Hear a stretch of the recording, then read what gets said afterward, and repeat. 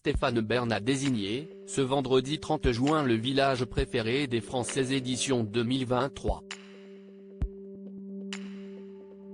Quelle est la commune qui a succédé à Bergheim, Grand Est, qui avait été désignée l'an dernier?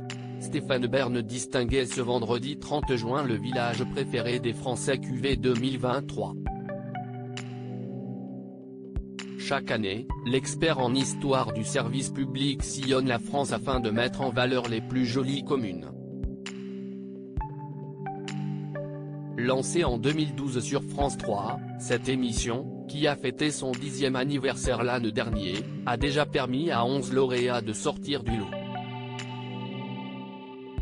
Ce label remis par le spécialiste du patrimoine leur permet aussi d'attirer de nouveaux curieux désireux de découvrir les bourgades les plus remarquables de l'Hexagone.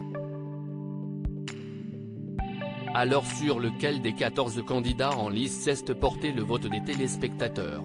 Qui est le grand gagnant parmi les 14 villages en compétition?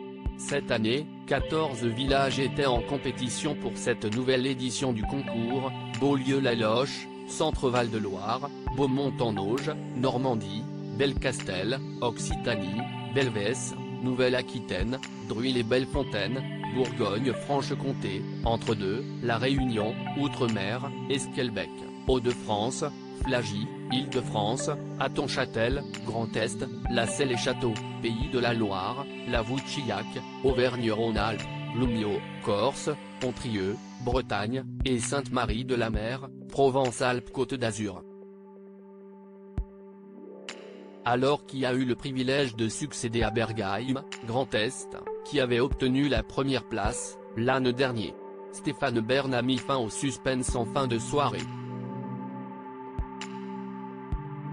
Si La Selle-et-Château, Pays de la Loire, ceste classé à la 3e place et La Vouchillac, Auvergne-Rhône-Alpes, en 2e position, si Esquelbec, Hauts-de-France, qui est devenu le village préféré des Français 2023.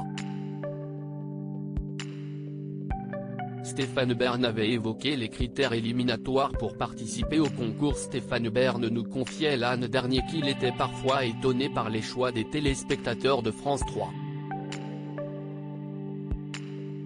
Il y a eu des villages qui étaient très accueillants mais pas forcément beaux. Et pourtant les téléspectateurs ont retenu cette chaleur humaine avant tout, notait-il ainsi.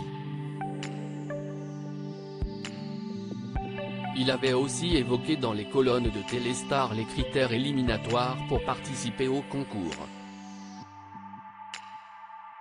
La pression mercantile et la promotion immobilière font que les jolies agglomérations et les centres-bourgs protégés se réduisent, se désolait-il d'abord. Avant d'ajouter, et je ne parle pas des sites massacrés par les éoliennes qui ne peuvent même pas espérer être sélectionnés.